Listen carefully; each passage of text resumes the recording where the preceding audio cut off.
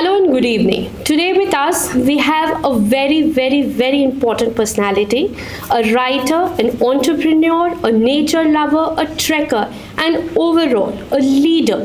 His qualities can be defined in no small words. I welcome our National President, JC Ankur Jhunjhunwala. Hello, sir. Ekta is really honored, and Kanpur is honored as you being here on our podcast. Thank you so much. It is my privilege as well. Thank you. So let us begin knowing something about you personally and professionally. You know already. You've mentioned several of my hobbies while introducing me. I am a businessman. I am an industrialist. We manufacture baby food. So that is what I do professionally. I've been in JCI for 10 years now. And ever since I joined this organization has given me a lot to grow in the organization, with the organization. And in return, I have also proactively worked with the organization to grow it as well. So that's how, we come to this day today in this podcast. That's very nice. So what inspired you to join the junior chambers? You want the truth? I was really engrossed in my work. Yes, I had very little time for anything else other than that. And I had gotten married in 2014, and my wife and I, we thought that, we need something or some place where we can socialize a little more than what we were doing. In fact, we were hardly socializing. So that is how this whole idea of joining JCI began. I had not heard of this organization before. Some of our friends got talking that we only meet in marriages and parties. So let's join some organization which will give us a platform to be able to meet more often. And that is when somebody suggested, let's start a JCI chapter. And we started a new chapter in Shillong, and I became one of the charter members. And that's the whole story. That's so nice. Like, yes. You have the platform to interact and network. Yes, furthermore. That is how it started. True. Yeah. Can you share an overview of the involvement in the organization? My involvement in the organization? If you want to know the journey, it started, like I said, in 2014. In 15, I was the joint secretary of the chapter. In 17, I became the president, the yellow president. In 2021 was the big step when I became the zone president of the northeastern area, the northeastern zone, which is called Zone 25. And that is probably the year when, I decided that I really want to get involved and remain involved in the organization, because before then I really did not have a dream like that. Then on, it's been upwards and onwards. I became the national vice president in 23. I was the national director in 22. I was the chief executive director in 24, and now I'm serving the organization as the national president. A great opportunity and a journey which was enriching, not just for me, definitely for me, but I think I have also been able to contribute to the organization in this journey. So a lot of accomplishments and responsibilities that go hand in hand together. I don't know about accomplishments, but responsibilities, yes, and I picked them up gladly, knowingly, because I think to be able to serve, to be able to do good, to be able to impact members and the society is a very fulfilling kind of a experience, and I've loved experiencing it. That's great. That's really great. So how did your experience in JCs shape your leadership skills or style? I think the most important thing that JCs has taught me is people management. Or instead of using the word management, maybe I should use the word skills. My people skills have greatly improved by joining JCI. I have had the opportunity of working with all kinds of people of all temperaments, coming from all walks of life, from from different social and economic backgrounds, and I have worked well with them, which is not a compliment to me as much as it is to JCI, because JCI has taught me to be able to work well with them. So I would say my people skills have greatly improved in JCI, and that is what I bring to my leadership also, the people skills, my interaction with people. That is, I think, my strength. So, it's a personal question. Have you ever felt apprehensive being on the top? I would not really say apprehensive. Of course, when there is a lot of responsibility, you are worried that the onus of fulfilling them lies on you. So that worry has been there, maybe at the back of my mind, which is good also, because I think when we are worried for something, we are more. We take more effort into realizing it, right? So I think that effort is generated out of that worry at the back of the mind. Other than that, apprehension, I don't really believe there was any apprehension. I was, at all stages, I was confident that if we set our minds to something, we are going to achieve it. So there is no age, or there is no, because in our chapter, our president is very young. Correct. And I feel very nice, and it's good to see that the youth is coming forward to take a seat, yes, which is at the helm of the organization. Correct. So I was just very, and when I see you seem to be too young to be here. In fact, on the contrary, I will be turning 40 this year. But you don't look 40. Thank you for the compliment. Well, let me tell you, 40 is the last age in which you can take any leadership role in JCI, right? So if you want to become a LO president or take up any role in the zone or nationally, that is the age limit that you have. So to that extent, I would say I'm the older. The senior. I'm one of the older guys. But having said that, there is no age limit as to until when can you be a member of the organization. You can be a member of the organization for as long as you live. And as a member, because until 40, you take up leadership roles. And through taking up these leadership roles, through doing, you become a leader. Yes. And when you have become a leader, 40 is the age when, JCI expects that you will go out in the society, use your leadership skills, and create a positive impact in the society, for the people, for yourself, for your family. So there is no age limit as to until when you can be a member of JCI, but definitely to take up leadership roles within the organization, it's 40. To take up leadership roles outside the organization, I think it's just beyond that. Then the age is no limit. Age is no limit, naturally. So any challenges you faced during this journey of your JCs? Challenges are, operational challenges, you can say. Because I think there have always been people to guide us, to motivate us, and to show us the way. There's always been vision in the organization.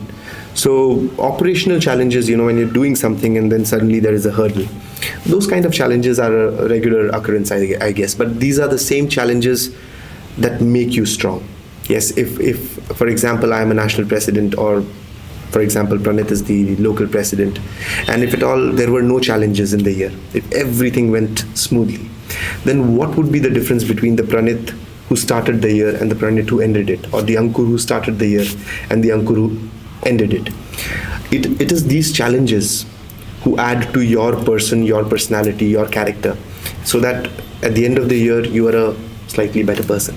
No, that's true. Yes. So, how did JCs actually, impact your growth professionally and personally? Professionally, well, let me tell you, I'm an MBA from a very premium institute. And after having done my MBA, I was still struggling in my business, in the sense that I told you, I never had time. Time was the biggest, the scariest resource which I had. I was always busy. Let alone be the national president. And today I am here, and I'll be traveling almost 250-300 days this year, and my business is still growing, and this I have learned in JCI. So professionally speaking, I think JCI has really helped me grow as an entrepreneur, because now I am able to run my business without actually running it. So that's something. And personally speaking, I'm a better people's person now. I have a better temperament, if I may. I can work with all kinds of people. So that has definitely helped in my personal life also. And how does your better half contribute to this journey? Well, she's an active JC herself. She's a national trainer, a very good one at that. But if I talk about my journey, I can confidently say that I would not be here without her constant support. And when I say constant support, I don't only mean that, in terms of moral support that you go ahead and do it, but in every aspect. If I am here and something needs to be done back home, I know that she's there to take care of it. So that kind of constant support has been there, because of which I am able to sit on this chair. And I totally believe when partners stand for each other, Absolutely. you grow better and you stand better. Absolutely. The synergies are always working in your favor if you are doing it together. 1 + 1 is 11. 11. I totally agree to it. Yes. So, which field of projects do you really appreciate seeing? And when you visit different chapters, what are the projects you look forward to? See, there are different aspects to JCI, right? You have social projects where we are doing something for the society. There are different kinds of projects that I have seen across the country, many of which are very, very appealing. I was just speaking to somebody where there is a project in the Northeast where one chapter adopted an entire village, and over a period of 7 years they did n number of things for the village, right from connect water line connections to every home, to building of homes, to street lights, to vocational schools, all sorts of things. The project which I visited in Kanpur today of JCI Kanpur Industrial, the Mangal Bhavan, Yes. I think that is a beautiful idea, and I'm sure it's going to be grand. And again, that is one project which can be replicated in different parts of the country. So there are many social projects across the country, each of different nature, but each equally impactful. And if you see them, you'll love them. But that's only one aspect of JCI. JCI is also about personal development. Yes. So if you'll ask me, I think that is the core of JCI. Because if you will look at JCI, the slogan says, "Be better." Yeah. Yes, we are all about making our members better individuals, so that when they go out in the society, they go out into the people, they make the society better. Yes, that is the core of JCI. Everything else is secondary to this core. Yes, it is one of the most premium, if I can say, training organizations of the world for young people. So projects which include self-development, personal development of members are very close to me. I really fall in love with them wherever I see them. There are a lot of training programs which happen, and you can see JCI members becoming better individuals through these training programs, and also through the community service programs. Why? Because when you're doing something, you become good at doing it. Yes, you become better managers. So that is one aspect of it. But these training programs inculcate in you values also, which are very important, and which, while you become a leader, you become a better leader. What kind of a leader you become is determined by these values, and that is what I think I love about JCI. So, be better. As we know, the chapter caters to all different 3 categories of JCs, lady JCs and junior JCs. Okay. So, do you recommend any courses for all the 3 different fields of the chapter? Okay, let me tell you that a couple of years ago, JCI took a conscious decision of not having any JC ret wings, right? So the idea was that men or women, they are equal, and they should participate in the chapter activities or organization activities on an equal footing. So when you say lady JCs, the image that comes to my mind is, maybe you're talking about a JC ret wing, people who are associated with JCI through their spouses, not directly. I believe that women should be members directly, and they should benefit from all the areas of opportunities of JCI. So there is no distinction between men and women there. Having said that, if you talk about the area of opportunities itself, there are a lot of training programs, there are a lot of events, both national and international, where you can attend and get a chance to meet so many people from around the world, discuss with them, get ideas from around the world, collect the best practices. a lot of social projects that you're already doing. When you talk about junior JCs, however, there is a definitive program in JCI called Junior JC Wing, where we have a very beautiful plan of action directed at empowering these junior JCs. And when I say junior JCs, it is not necessarily only children of our members, but it could be anybody between that age bracket of 14 to 18 years, right? Okay. So they can be junior JCs, they can be a part of that wing, and through being a part of that wing, they can participate in various activities designed specifically for junior JCs, locally, at a zone level, and nationally also, because there are a lot of national activities and competitions, each designed to make them better individuals. More than trying to impact the society through the junior JCs, it's about making them better individuals, making them better versions of themselves.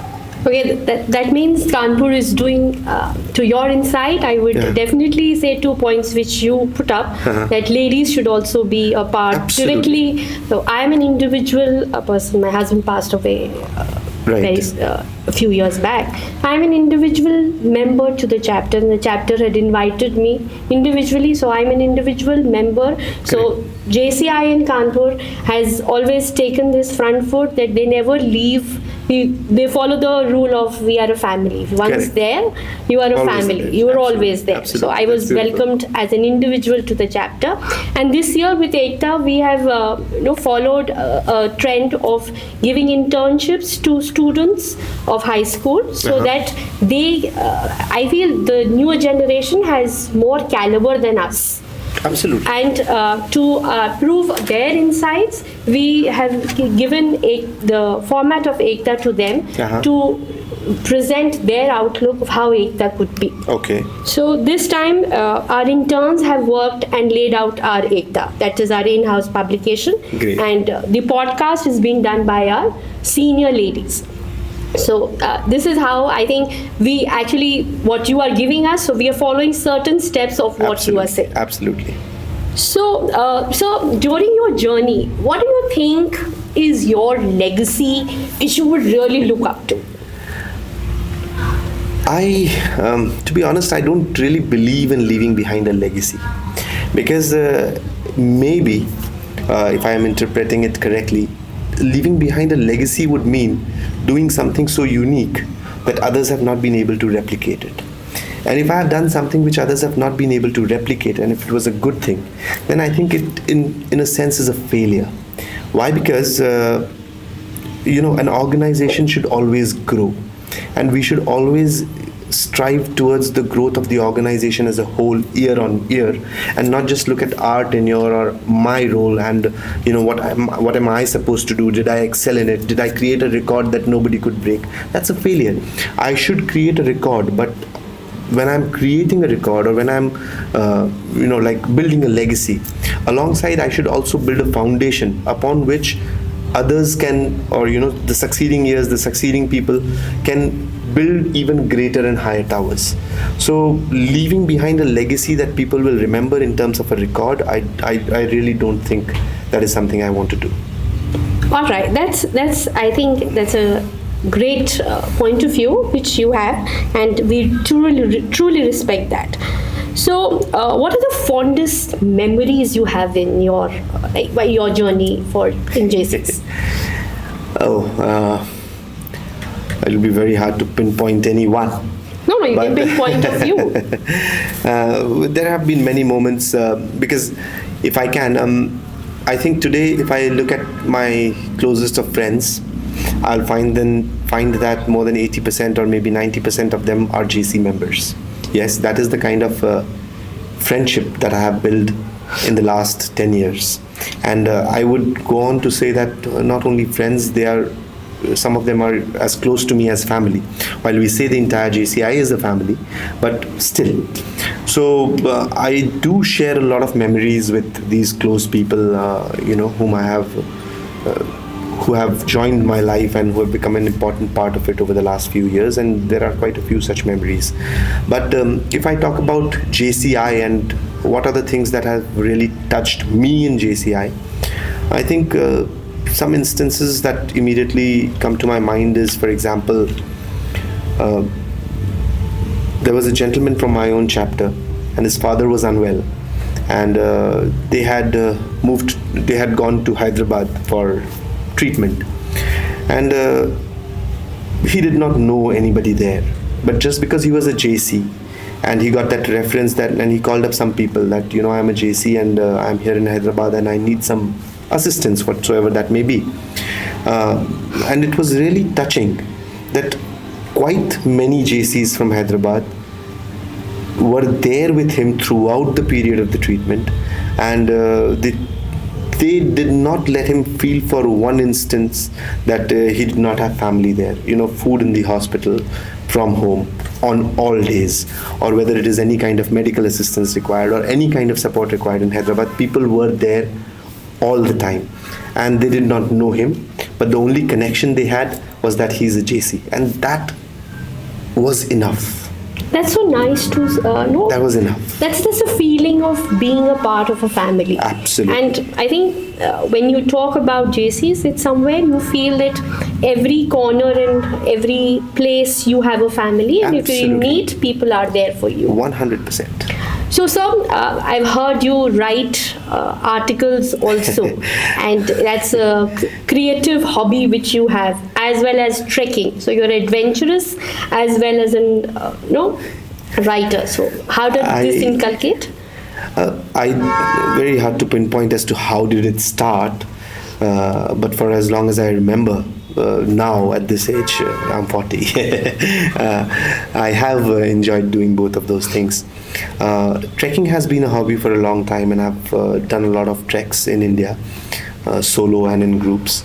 And I always find myself smiling year to year when I'm in the midst of nature and enjoying the sights there. So that's that. About writing, well, not so much. I do write, yes, but most of my articles have been of a political nature. All right. And I have written from time to time for certain magazines and newspapers on subjects which are currently political at that point in time when I might have written them. That's nice. Yes. So, sir, a very crucial point where I would like to get an insight from you, that what is an ideal strength which you look in a chapter of a city? You mean in terms of numbers? Yes. Well, I think in any chapter, yes, there is a 80-20 rule which applies, which means that if you have a chapter of 40 members, 50 members, you'll have about 20% of the members who are always active, and you'll see them in meetings, and who will take charge or lead in the organization in terms of projects and all that. So the greater the number, the more the active strength. So I don't believe there is an ideal number, so to say. There are chapters in India which are 300, 400 strong, and they're doing very well. All right. There are chapters across the world I know who are as strong as 800, 1000, and they're doing brilliantly well. Must be. The more the merrier. The more the members, the more the active strength. No, that's true. Right? So if you have 1000 members, you can easily expect 200 members to be present in a meeting. Yeah, of course. Yes, and if you have 200 members present in a meeting or participating in a program, you can imagine how great that program might be. Oh, definitely. That outlook changes and the strength of the chapter increases. Absolutely. And one more very big benefit that happens with larger chapters is, imagine a chapter of 1000 influential people in the city, and imagine the president of that chapter. How important would that post suddenly become? Of course. Yes. So do you have, like, I've not been at the post, but as a president, do we have international and national level projects or ID courses which they should be attending? Yes, of course. JCI. When I say JCI, I mean JCI internationally. Training is the core, right? So they have a lot of training programs which are organized either online or during international conferences. So we have a Asia conference, which is the Asia Pacific Conference, ASPAC as it is called, the European Conference, African Conference, and the American Conference. At all of these 4 conferences, there are a lot of training programs that happen, and a lot of very prominent international trainers of very good standing conduct these training programs for members present there. training programs also happen at the World Congress, which is, of the entire world. JCI also has a training ladder for people who want to become trainers themselves, not just attending the training program, but becoming a trainer. So we have a national training ladder in JCI India, where you become a zone trainer, which is your state or your region. Then you become a national trainer, and in JCI internationally also they have a training ladder where you become a national trainer, you become an area trainer, which means like Asia Pacific or Europe or America, and then you become a global trainer. All right. So training is always there, opportunities are always there. If you're talking about projects other than training, JCI has something called a twining program. All right. So your chapter can, or any chapter can twine with another chapter in another country. And when I say twine, they sign an MOU, and then they start doing projects and programs together, which means they can have exchange programs among themselves. They can do shared projects where some part of the project is implemented here and some other part is implemented there. They could do parallel projects. These chapters come to be known as sister chapters, and they develop a close bond with each other because of their constant interaction between members. And MOU is signed in the presence of the world president at any of these conferences that happens, and that is how you can do international projects also. Oh, that's really great. Like Yes. you can read the pedestal at the top with a lot of learning and a lot of concepts. Correct, and you can do it at the local level. I mean, as a local chapter, as JCI Kanpur Industrial, for instance, you can have sister chapters, multiple sister chapters across the world. All right. And you could be doing projects with them. You could be doing programs with them. You could be doing exchange programs with them, where your members go there, their members come here, they stay with you, you stay with them. Learn from each other. So this comes to the president of the chapter. I had a question which comes to an individual member. We have a lot of designations like HJF, JFP, where the new members do not understand the concept of this. Can you give an insight to that? These are titles that you're talking about. HGF, for example, is called a Henry Gizenbeer foundation member, right? Or JFS is JC's foundation star. These are all foundation titles. When I say foundation titles, what I mean is, as a member or as a non-member, if you contribute to the JCI foundation, the foundation, in lieu of your contribution, gives you this title, awards you with this title. So if you have a JFS, it is somebody who has contributed rupees 1 lakh to the JCI foundation. If you have a JFI, it is somebody who has contributed 10 lakh rupees to the JCI foundation. If you have a JFC, which is a JC's foundation crown, it is somebody who has contributed 75 lakh rupees to the JCI foundation. So these are titles which people earn through contributing to the JCI foundation. Now, the entire purpose of contributing to the JCI foundation is JCI India. And when I say JCI Foundation, right now I'm talking about the JCI India Foundation. Yes, there is a JCI Foundation, which is an international foundation also, but I'm not talking about that right now. So what happens is, any contribution that goes to the JCI Foundation is used for the education of children. All right. And how so? Across India, we call for applications. 31st July is the last date of application every year. We call for applications through the LOs of children who are good in studies, which means who are consistently scoring 60% marks or above, who are good in studies, but because of their financial background, poor financial background, they find it difficult to continue, right? So these kind of children, we request our chapters to identify them and send their applications to JCI India. JCI India scrutinizes these applications and then gives them a scholarship, which is called the JCI India Scholarship. All right. So this foundation contribution which we give is used for this scholarship. All right. So if you have contributed a JFS, then at least 3 children will get a scholarship because of your contribution for the next 10 years. The scholarship amount is a 3,000 rupees amount, which may sound small to a lot of us. But may benefit a lot of children. But it is a huge amount when it comes to so many people in this country. Then you have a lot of chapters around the world, so it comes to a big amount. Yes. So in India, for example, last year we gave upwards of 3,000 scholarships. All right. Which is almost 1 crore rupee from JCI India, all through these foundation contributions that we get.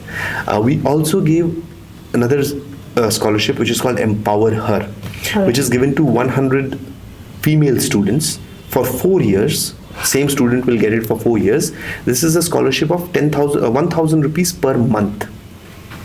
1,000 rupees per month. So 100 students every year. So in cumulative, because it's carry forward of last 4 years, so 400 students get that also. So that is how that foundation money is used. And these titles that you are talking about are people who have contributed to that foundation. In a sense, these are people who have contributed in providing scholarship to those people, and in a sense, these are people who have contributed in bettering the life of those people, because these are the same people who might have otherwise dropped out of school, joined their fathers or families in the fields or in whatever business or small work they do. And these are the same people now, because of these small scholarships, will be able to continue their studies, and who may tomorrow become a doctor, an engineer, a leader. That's so nice. It's such a noble cause which you are working Absolutely. for. So, sir, before we wrap up, I would like and request you that you've come to Kanpur all the way here, and we are honored and blessed that you are here. My pleasure. So, a few words for our chapter. Kanpur Industrial, JCI Kanpur Industrial is a fantastic chapter. You're doing great work in terms of the projects that you're doing. Each of your project, if it is a social project, it is creating great impact. If it is a PR project, it is generating great PR. And this I can, from the little that I know about, or from the few projects that I know about the chapter is doing, all of these projects are absolutely fantastic projects. All of these projects are projects that must be promoted, that must be advertised, so that others can learn. Yes, to that extent, you're doing fantastic work, and I think you have a great pool of members with a very high potential to make a mark within JCI at the national and international level also. So that is one area where I think JCI Kanpur Industrial has great potential in, and should work towards. Thank you so much, sir. Thank you so much for your time, for your insight, and we are greatly honored that you did this podcast with us. Thank you so much. It was a pleasure. Thank you so much.